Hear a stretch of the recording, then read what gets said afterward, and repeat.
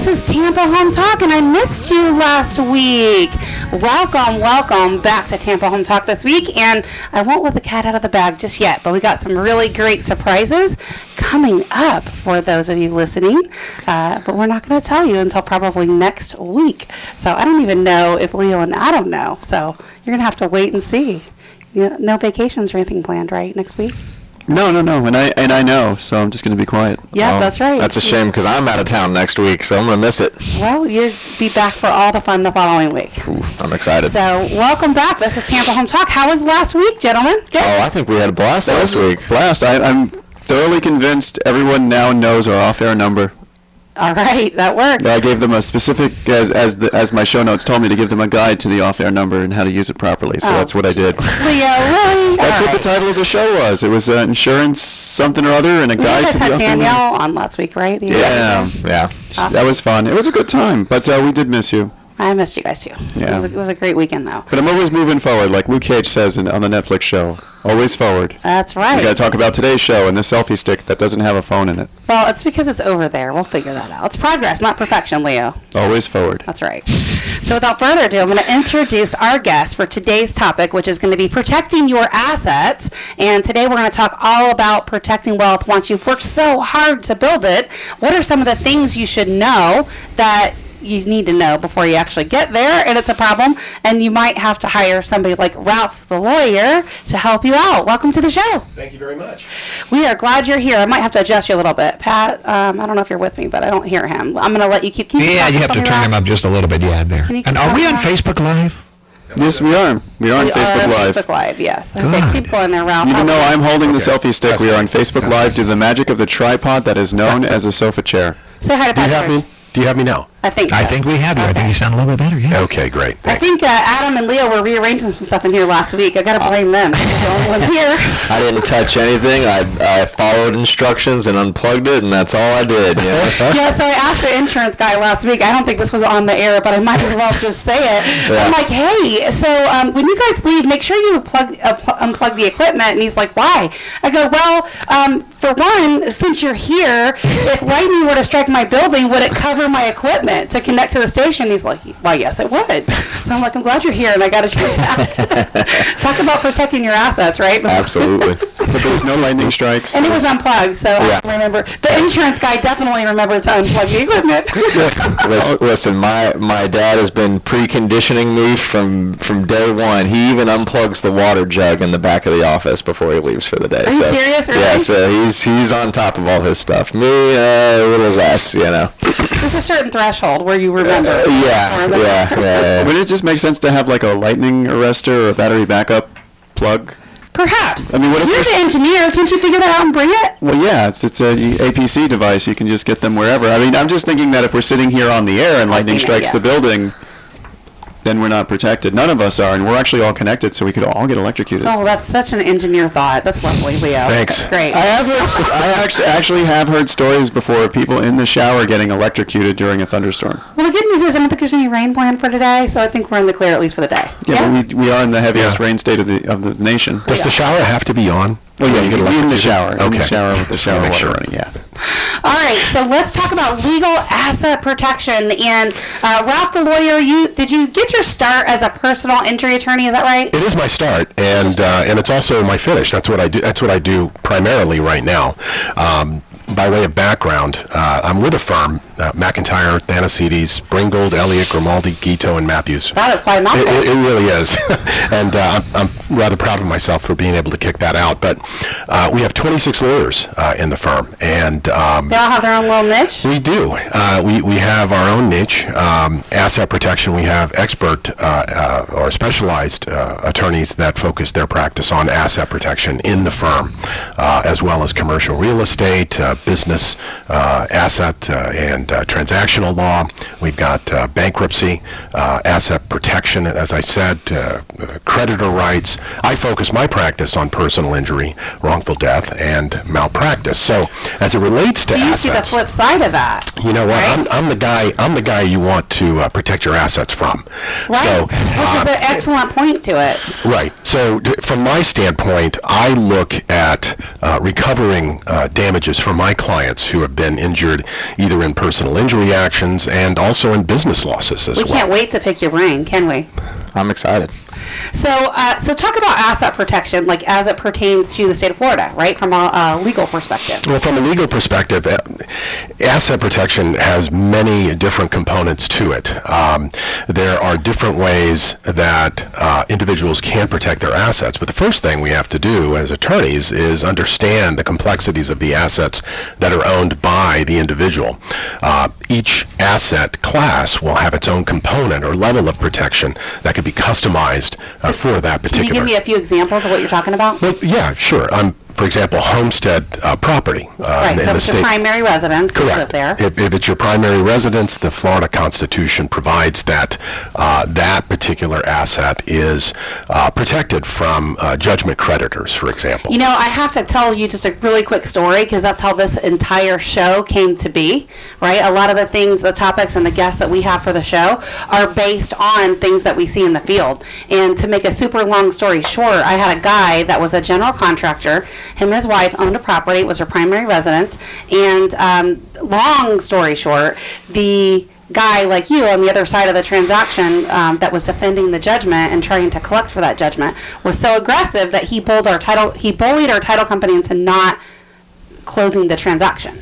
And so it was a just incredible. I couldn't believe that they just would not close it, but the judgment wasn't certified, for one, which you know has to be. For two, it was a primary residence and the wife didn't have anything to do with it. So really they had no recourse, and I knew that because as long as I've been. So I ran it past one of the real estate attorneys we work with, and he's like, yeah, no, you're right. This is absolutely judgment proof. Send it to me. We're going to close the deal. And they did. They closed it. And I mean, we're talking about a $250,000 judgment. And so, large. you know, so obviously if it's a homestead exemption, you have that protection, right? Because they can't, is it always, or what's the circumstances behind Well, that? it is correct. And a lot of people get the terminologies somewhat mixed up between homestead exemption as it relates to limitations on taxing of the property by... I think they're interchangeable, right? So people think the benefit for homestead exemption is that $50,000 discount they get before they're taxed, but what they don't realize is the flip side to this if you ever get sued. Well, that is correct. So you have homestead protection that's afforded by the state constitution, and then you have homestead exemption, which is related to the maximum tax that can be imposed, or the carve-out, so to speak, of the amount of money that is non-taxable on your property, as well as limitations on the taxable rate of increase. The homestead protection law, the constitutional part, is what actually protects the homestead property from judgment creditors under certain conditions. Now, obviously, if you're taking out a mortgage and you have a loan, you're basically putting up your property as collateral for that loan. So if you default on your mortgage, then they can actually go into foreclosure proceedings and sell the house at auction to get their money back. That's something where the house is actually put into a collateral state. Other examples, for example, are mechanic liens. If you call somebody out to work on your air conditioner or do your roof or do some work around the house, they can have some liens that they can also place on the property. Right. And there's a lien line, right? In the state of Florida, there's an order of priority, and a lot of times that's based on recording, but not always, right? Yeah, that is so if you correct. have a judgment and you're trying to buy a home, even a primary residence, you're not going to get one until you take care of that judgment. Well, that's true. And so the homestead protection applies if you were to buy a home. You want to make sure that that home has no recorded liens, because they will attach to that property. Yep. If you buy it, then you move in, you make it your primary residence. It does not extinguish all of those prior That's right, liens. because it's the chicken before the egg, like which one came first, right? That is correct. So in that particular situation, in that story, being that you're the other guy, I love to have that perspective. What protection does that person have? Like if they go to buy again, what would your suggestion be? Well, when they go to buy a house, obviously, as their primary residence or any other property, you want to make sure that title searches are performed and that you get, title insurance Of course, to make yes. sure that you've got, clean title once you make that major investment. And certainly if you have a lender, they're not going to even lend on it without that title insurance being performed. But the question is more specifically, what if you have cash, right? And obviously we'll do the title searches in the contract, but if you go to buy in the future, what does that next purchase look like? And we'll talk about that when we come back right after the break. Like how it involves a husband and wife. Should it go in a trust? We'll talk about some of those things and more on Tampa Home Talk when we come back. Our author number is 813-377-2775. Again, it's 813-377-2775. Welcome back. This is Tampa Home Talk. We had a very, very interesting off-air conversation. The question was so great, I think I'm going to make Adam repeat it. So I was asking, when it comes to protecting yourself when you own multiple properties for investment purposes, that kind of stuff. I see a lot, of investors come to me and they have homes in the name of an LLC or a trust, and I know how that protects them from the actual property standpoint. But on the reverse of that, as an asset or an interest that I have in that, okay, am I protected if I personally injure somebody and you need to come after me and get as much as you can? Well, I just want to clarify the question really quick. So the CEO of the LLC or the owner of the LLC, Correct. managing member. Yes. Okay. So Yeah. if you injure somebody in a car accident, let's say. Yeah, then that's usually going to be your, Okay. I would assume. So the number Adam one reason. owns 3 properties, and Yeah. they're all in one LLC. Yep, they're all in Tallytown LLC. Okay, and then Tallytown LLC or Adam Tally personally, which is not the LLC, Correct. injures someone in an automobile accident. First thing, yes, correct. Obviously, look to the auto insurance. And as a personal injury lawyer, all of our cases are handled on a contingency fee basis, which means if we don't recover for our clients, they don't owe us a penny. We even advance the costs, and if we don't recover, they don't owe us fees or costs. So no retainer. There is no retainer, Okay. no upfront fees, and all contingency fee, all personal injury lawyers generally practice that way. I mean, a lot of lawyers out there advertise, hey, for us, it's no fees up front. They all pretty much do that, just as a general rule. Yeah, you're like us. You put all the blood, sweat, tears, and work into it, only in the end. That's right. Once you made it happen, you get paid. Their percentage is slightly higher than yours. A little bit. So the business decision as a lawyer would be, and it's going to dovetail into the question that you have, Adam, is when a lawyer takes on a case, they have to see, number one, was there liability, was there damages that their client sustained, and what's the collectability of a judgment should one be obtained.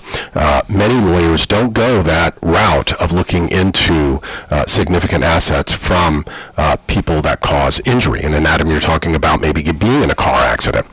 Many lawyers just go straight to the auto insurance. And if there is no auto insurance, many of them, most, I would say, won't even pursue the case. They would What just would the exception to that rule be if the damages are extensive, like way beyond the limits of the auto policy, and perhaps even terminal? Right? They're no longer here. Yes, and in my practice, and I've seen in a lot of other practices, I've done this for 30 years, it does depend on the level of the damages that are sustained. Obviously, if somebody has minor injuries, then an attorney is not going to take that case on a contingency fee basis and go for full asset checks and go and expend that kind of resources in doing an asset investigation, because the recovery for the client is not going to be as great. Hence, because of a contingency fee, that attorney is not going to make as much money. So the return on investment by an attorney going after somebody in that case would be different. Now, as you said, when you have a case of extraordinary damages, maybe a spinal cord injury or brain injury or burns, in many cases wrongful death, then there's a heightened investigation that the personal injury attorney is going to undergo. And at that point, if there is inadequate insurance, say that there's no bodily injury insurance that you're maintaining. Adam, I can't even imagine that. Not in my case, but yeah, it happens. I've seen it. So in that case, you can either have no insurance or you can have underinsured, meaning you only have a limited amount of money, maybe $10,000 under the BI policy or 50 or whatever, depending on the injuries relative to the policy. And there are no uninsured motorist benefits. Say the injured person didn't maintain UM, then that attorney is going to look to the other assets. And in that case, attorneys are going to do their own independent investigation, and they're also going to, if you do have insurance, ask that insurance company, for Adam, your own insurance company, hey, have him sign off on an asset investigation affidavit. Okay. Now, what does that mean if they do that? Well, in many instances, if we are going to accept funds from an insurance company to settle a case and the damages exceed what the value is, we may give that insurance company an affidavit, an asset affidavit, and request that you, Adam, if in the accident, execute that, sign it out, list all your bank accounts, list all your real estate, list all your automobiles, your jewelry, your stock, your retirement accounts, all of these different things. So we ask the insurance companies to do that, but we also have our own investigation team that will go out and do that. We have a lot of databases like Lexis and Westlaw that can track all of these assets anywhere in the country. Interesting, isn't it? Yeah, definitely. So, we talk about all the time, or we hear people talking about hiding assets, right? Like, it's something everyone's heard of at some point or another. How does that relate in terms of you're going after damages of some sort and someone's hiding assets? How do they do that? Well, we're not a proponent of hiding assets, obviously. Just protecting, right? Protecting them, yeah. Right, and there's a difference. There's a difference between, I think, hiding an asset and protecting an asset. So hiding is lying, not telling you have it. Well, hiding is, in a sense, the way I look at it, is you can't see it. It's something that you can't see. I've seen, for example, land trusts where, it's a mechanism by which a trust is created, and then there's a trustee for the property, and that trustee is a separate name. And then the beneficiary of the land trust is the actual owner of the property per se, but when it shows up on the record, all you see is the trustee. You never see the owner. I've seen some of those trusts buried so deep that by the time you do all the investigation, most attorneys are not going to do that. Right. And then, for example, the owner of that property, which is called the beneficiary in a land trust, can then be involved in an LLC and layers of different mechanisms down the road. It's not hiding the asset, Right. but what it does is when we do property searches, we just see the name of the beneficiary in the land trust. We don't see the beneficiary, which is the person that we might be trying to go after. So it's a way of not seeing it, but the asset is still there. Makes sense. Yeah. So what about protecting property from the IRS? And it's too bad Darren's not here, right? Yeah, he'd be a good, So good at this. God and taxes. I mean, death and taxes. I mean, that's, I'm not a proponent of doing anything to escape any liability with respect to the IRS. I wasn't insinuating that. Yeah, the IRS, I mean, they have great powers. Yeah, they do. It's interesting. I did an IRS solution attorney show with Darren for several years, and so I learned so much about how and what the IRS does and doesn't do. Wouldn't you say? Yeah, now it's all automated, so it makes it scary. It's automated, and the government shutdowns, kind of puts everything to a halt. So hopefully that's fixed soon. And you can learn more about the government shutdown on what show? Well, Tampa Home Talk has some information, but if you want to look through all that political side of it, you can tune in at 11 for the Sarge. They love talking about that stuff. I think he's with Mark Steckman today. Very interesting. So when it comes to being too late, right, to protect assets from creditors, when do you think it's too late? Well, the best answer to that is if you have assets, I would suggest sitting down with a qualified attorney and going over all of your assets and putting together an asset protection strategy in conjunction with estate planning. And I think the two are intermixed. I think it would be too late, even though there might not be a point where it's actually too late itself. And that's when you've got the judgment that you're trying to protect your assets from. So doing it early, knowing that we're going to have exposure, I think is the more prudent approach. It's like car insurance. I mean, if you're going to be driving in the roads, chances are you are risking yourself to either be hit by somebody who doesn't maintain adequate insurance, or you might make a mistake yourself just by accident. It happens, and you hurt somebody else.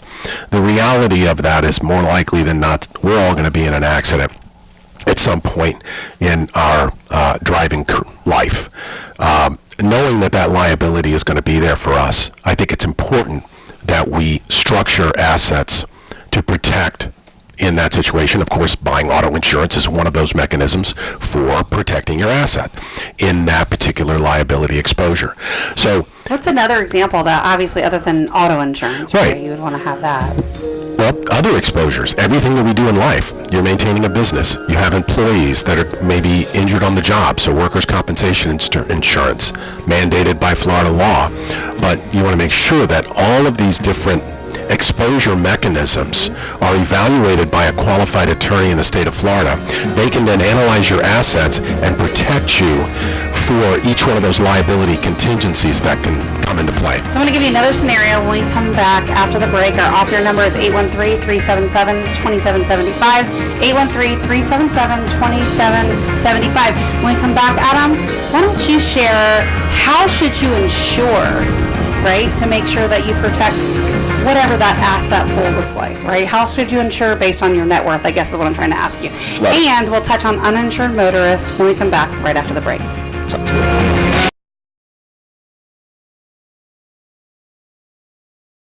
Morning and welcome back to Tampa Home Talk. This is Adam Talley with Talley Insurance, and we're going to talk about our 2-minute tip of the week. And in the, vein of our conversation today, I want to talk about liability insurance. And most people don't know, but on your homeowner's policy, you can actually increase your liability coverage from $100,000 to $500,000 for maybe $40 a year, depending on the carrier. So having that extra liability insurance, not the cost that you think it's going to be, $3 or $4 extra a month, you can be a little better protected. Yeah, definitely worth it. Ralph shared a little general story, too, over the break, and you made an excellent point. I'm hoping you could repeat that and give just a little short snippet of what that story was like, and then we'll go back to the question I asked you for the break. Perfect. Yeah, I think the issue that we were talking about was uninsured or underinsured motorist, and it's basically called insurance. It is underinsured or uninsured motorist, and Adam's going to talk on that. And we had a case where this poor girl, she was about 23 years old. She was involved in an automobile accident. She did not maintain underinsured or uninsured motorists. So basically what that means is she relied upon whoever it was that was going to make the mistake and hit her, that they had adequate insurance.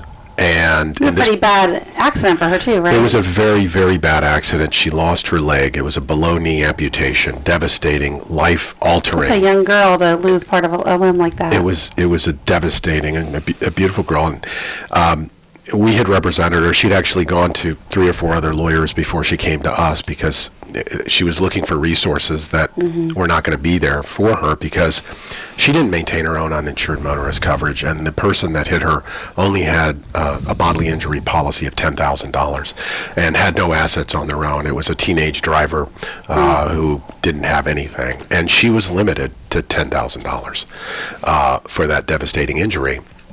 And many of the clients that come into my office in varying levels of injury caused by the negligence of others, when we go over the insurance talk with them, we ask them whether they have uninsured motorist, and many of them don't even know what that is. They don't know what it does to protect them.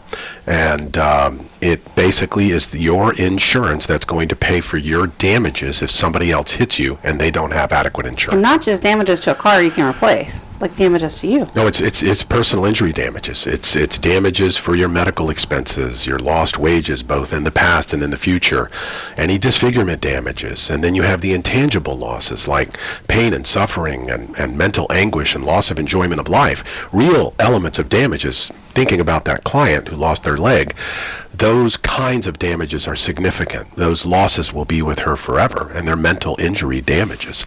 So the best advice that I give my clients when they leave is to get uninsured motorist coverage. It protects you so that if you're in an injury accident caused by somebody else and they don't have their own insurance to cover it, or they have inadequate limits and they have no assets, you bought insurance for yourself, and it's the best protection that's out there. And so many people don't know about it. Yeah, during the break he was saying why so many people just get in a car and drive and just assume that somebody else has adequate coverage is beyond me. And I thought, that's so profound. Like, It is crazy. There's a lot to that. Especially with all the cars on the road, and it just, everybody's texting and looking at their phones. They're distracted. Yep. It's getting more dangerous out there. And protect yourself. That's what insurance is all about. Right. You're going to buy homeowners protection to protect your home, your liability there. Buy insurance for any injuries that are caused. Yeah, you probably have a much greater damage, right, of having to claim a car than you do in your house, right? Far more likely. I mean, hey, look at the cost of your auto insurance versus the cost of your homeowner's insurance, Makes and that'll sense. tell you It's a how many moving, claims come. You know? Big hunk of metal. So, And plastic. yeah, and a lot of plastic, unfortunately.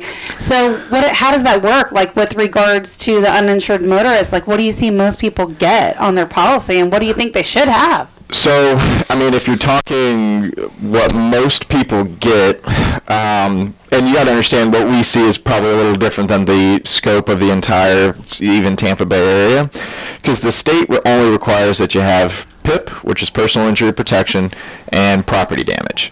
So, you know, in that Is there a case, at least that minimum guy amount? had bodily injury at $10,000. I mean, it could have been nothing Is there a minimal amount that they're required to have? for. Personal injury? And So personal injury is just a $10,000 limit. That's what you get. The minimum. It's the only. I mean, That's you the can. only one, It's okay. the only one they got. And you can have a $0 deductible, $1,000 deductible, and it'll cover up to 80% of your medical expenses. So not even all of your medical expenses, but up to 80%. Yeah. And if you include work loss, it'll combine, and you can get up to 60% of your lost wages. And so, But $10,000 goes pretty quick. in the property damage, that's just for physical damage? That's just or? physical damage. So Okay. you have plenty of people that are driving around out there that don't have any liability insurance for bodily injury. In our agency, we don't write anything with just PIP and PD, so we don't, we see a little bit of different clientele there. But, as far as purchasing it, what I've seen is usually people are somewhere around 25, 50, 50, 100. I see a lot of people that, they bring their uninsured motorist down a little bit. Doesn't necessarily always match their bodily injury, and it's because if you're looking at auto insurance as a whole, the rates are going up. So when people are looking to, lower their cost, they look at the things that only affect them, as opposed to the bodily And the injury side. uninsured motorist is for someone else? Well, the uninsured motorist is for you. For you, okay. Yeah, but if you're looking at rates and everything else like that, the bodily injury is what really kind of ties in what your rate is and everything. But Right. And you always want to have a little bit higher on the bodily injury side when it comes to rating, because you get a discount for having higher coverages and that kind of stuff. So that's one of those things that we try to build people up over time to try to explain to them. You're going to pay a little bit more this time, but moving forward, you're going to put yourself in a better spot, so you're not perpetually paying more for less coverage, Right. which is When I the heard problem. you talk earlier about a teenage driver that hit that girl, of course my ears perked up because I've got like 2 teenage drivers. So going back to that, like, how does that work? And you can probably both chime in on this. Like, the teenage driver, or maybe 18-year-old, right, because I got one under, one over, hit somebody, and let's say they hit that girl and she lost part of her leg, then what? Like, how does that affect the parents of the teenage driver? And then going back to my original question, Adam, you can tag on to Ralph's statement is, how should we insure, based on assets? Great question. And tagging on to what Adam was saying on the bodily injury and the uninsured motorist, under state law, the insurance company has to offer you uninsured motorist limits at the limits of your bodily injury coverage. And if you don't want them at your limits of the BI coverage, you have to reject it on a form that's approved by the state in capital letters with certain font, certain point type. Because I hereby reject. That's Oh yeah, you have to initial and sign, Yeah. and what will happen, what some of our carriers will do is if they don't get that UM form signed, they're endorsing your policy whether you want to or not, and they're putting your UM limits right to match them. They're giving you a stack too, because they're What does that mean? Yeah. So stacked would be Stacked UM coverage is where basically the UM coverage literally just adds on top of each other for however many vehicles you have. So if you have 1020 for UM and it's stacked and you have 3 cars, well, now you have 30, 60. cars. Yeah. So in those situations, too, these rejection forms are part of what we look at. So when we first send that letter of representation to the insurance company, we want to see a signed rejection form from their insured. What does that mean? Meaning that they did reject uninsured motorist, or, like Adam said, took uninsured motorist benefits at a limit lower than their bodily injury coverage. Why? Well, because if I don't see that rejection form and that insurance company can't produce that rejection form to me, that means they did not comply with Florida law in properly getting that rejection from their client. That means I could potentially get uninsured motorist benefits from them. Going after the insurance company. Going or after my whatever client's own insurance company in uninsured motorist benefits. So it's important. The fact that they have to reject this and go through all of that, to me, just reflects how important this insurance really is. So it's just more important, I think, to add UM insurance. Keep your limits high. It's for your own protection. That's when insurance really is. Look, you can get insurance to protect yourself and protect your assets from somebody coming at you. That's one thing. But also, don't ever underestimate how important insurance is to protect yourself from other people. I think, didn't you tell me you have kids? Are your kids grown or are they teenagers? They're grown, but they sometimes act Still like out teenagers. So if you're in that spot where you have teenagers or very young adults that are on your policy, what did you do knowing what you know? Well, okay, a couple of things. Now, you could I want to know what your policy looked like and what that was like. All right. Well, my son now is 22 years old, and he's in college right now studying engineering. Nice. So, Hi. following his dad's footsteps. I was an engineer before I became a lawyer. And Nice. I get these thumbs up over here for those in the radio world. So one of the best ways that you can protect yourself as a parent is if you're going to get your adult teenager a vehicle. Some people are going to have no choice but to go ahead and finance that, and they're going to have the vehicle in their name, and it may be in their child's name or not in their child's name, and they're giving that car to their child. Well, under Florida law, the registered owner of a vehicle also has liability just for letting somebody else use their car. So it's called vicarious liability and dangerous instrumentality doctrine. You can do that and have that liability even if you just lend your car to a friend or anybody else. But that's how they look at it, right? That's how they look at it. It's you are a registered owner. You have a responsibility to maintain that dangerous instrumentality, which is a car. And if you give it to somebody else, you are liable for the acts of that person in negligently driving that car. So in the case of a teenager, a child, a lot of strategies may include, well, just give the car to your child. Put the car in your child's name alone. This way, when I say child, I'm talking about an 18-year-old or above, Right. an adult. But by having their own vehicle in their own name and their own policy of insurance, even if you're going to pay that policy, insulates you as a parent if they go out and engage in a negligent act and potentially hurt somebody. There is a So how? good Talk about that. bonus to that as well. So that's exactly what my parents did when I was in college. As soon as you were 18, they're like, it's in your name. Bonus part of that is if you live in Tampa and your kid goes to Florida State, for instance, the rate in Tallahassee is a heck of a lot better than in Tampa. So you could actually be paying a little bit less money if you put it in their name and have it, registered wherever they live at school. So I want to talk more about that when we come back, even though we're running out of time, like totally. What happens if you don't? That's what I want to know. What happens if you don't and it's still in the parent's name? And then, Adam, I want you to chime in the last part on how do we insure, again, against those assets? Yeah. So you're listening to Tampa Home Talk. Our offer number, if you want to connect with Adam Talley, Ralph the lawyer, or myself, or, of course, Leo Cannyn with Beryl Engineering and Inspections, it is 813-377-2775. You can call or text that number, 813-377-2775.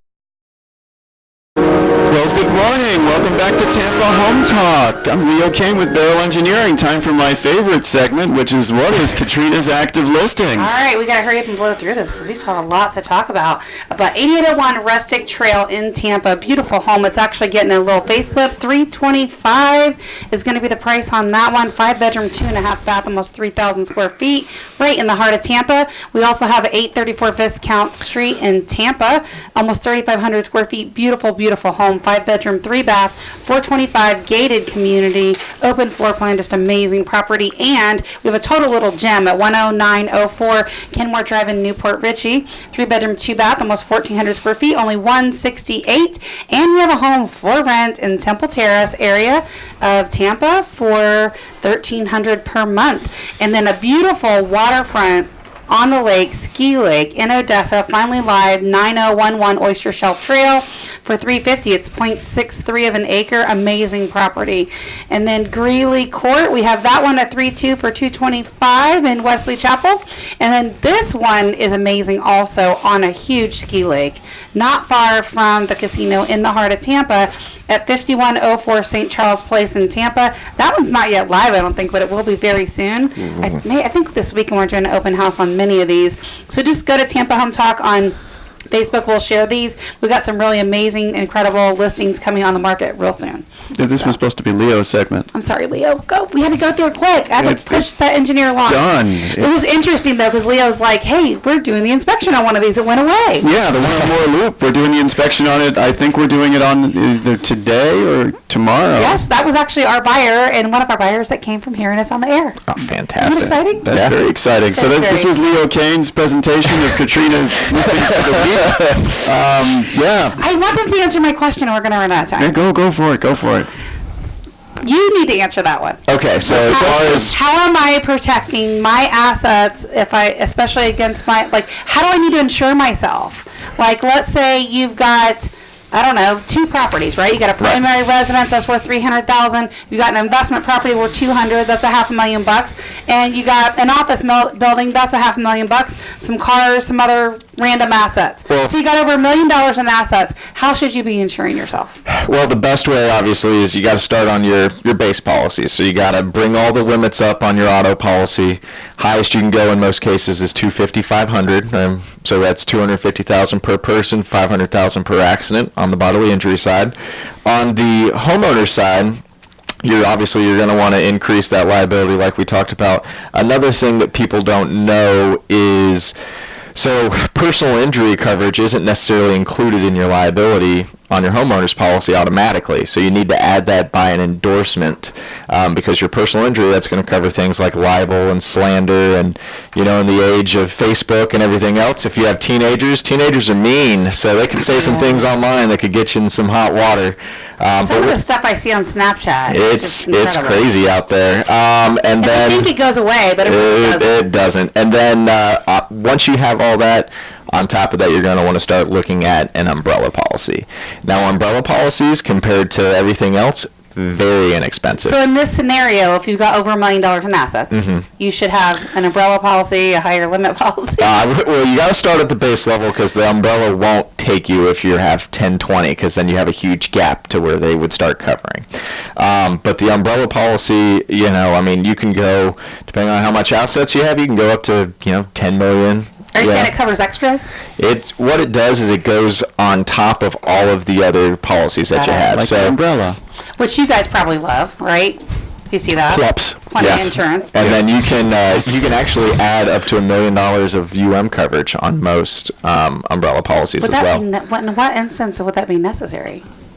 I mean, if you get in an accident and somebody's uninsured and it's drastic, life-changing. Lawyers are As an expensive. example, we just concluded representation of a client who was involved in an accident, a passenger in a vehicle. It was a rollover, suffered spinal cord injury, and has quadripresis now. Yeah. At one time could not move from the neck down, but now brought himself to the point where he's got limited movement in hands and in his feet, and is able to ambulate really about 10 feet at a time. 35 years old. his life has changed forever. The personal needs that he will have, the activities of daily living, the modifications to his home, the modifications to his car, his earning capacity, his intangible losses like we talked about, loss of enjoyment of life, those are real under Florida law. The medical care that he's going to require, as all of his organs now have some issue with them because of the loss of neurologic function. Devastating. And when you look at that and you talk about those kinds of injuries in the face of $1 million uninsured motorist coverage, we're talking about damages that are $20 and $30 million or more. So then what? Exactly. Then what? I mean, you could never, I guess, truly be fully insured. Yeah, but so then what? Then you're suing that person personally? Well, If they have any money, hopefully the person in the Rolls Royce is what hits you, but it's not always the case. GoFundMe? I guess. There are options that are out there, but the main thing is everybody needs to really take care of their own health and benefit with their own personal insurance, uninsured motorist coverage, making sure that they've got insurance against bad things that happen to them, and that they've got insurance for some of the bad things that they might accidentally do to others in order to protect their own assets. So, almost out of time. I guess we could go back to that teenage driver because you never did totally answer it. What happens if it's still in the parents' names, right? They bought it when they were minor because they had to, right? Well, Now, you're liable. You could be brought in as a defendant in a lawsuit. Any other insurance or any other assets that you may have that's not protected could be exposed in that situation. so sued personally, everything across the board. We bring in drivers and owners of vehicles all the time in litigation because there is that exposure and we have to protect our clients' interests. All right. So that is way more than a 2-minute tip of the day for real estate. There's so much to know when it comes to this space, and people work really hard for everything they have. And I guess in the big picture, right? Be careful. Watch out for the others. Stay off your phone. Yes, stay off your phone, drive safe. Those vehicles are deadly weapons, as he, kind of alluded to earlier. Yes. So the best way you can protect yourself is be aware of what you're doing. Absolutely. Well, this is Tampa Home Talk, and our off-air number is 813-377-2775. Again, you can call or text 813-377-2775. You've been a little bit quiet, Leo. I stole your thunder, didn't I? Well, I mean, this was such an interesting topic, and it didn't deal really with inspections or mortgages. What do you got going on? Anything exciting? So I just wanted to let Adam take over. And kind of. Well, I'm not going to be here next week, so you can have the entire show to talk about engineering and all that fun stuff. I mean, nothing really new and exciting. We're still dealing with Hurricane Irma claims. Wow. That's incredible. Yeah, we actually have 6 inspections next week for insurance denying Hurricane Irma claims. It's just amazing. Got any issues, hit us up. We'll get you in touch with Leo, 813-377-2775. Text Irma to 813-377-2775. Remember, love where you live. We're going to fix it. Welcome home. Have a great weekend.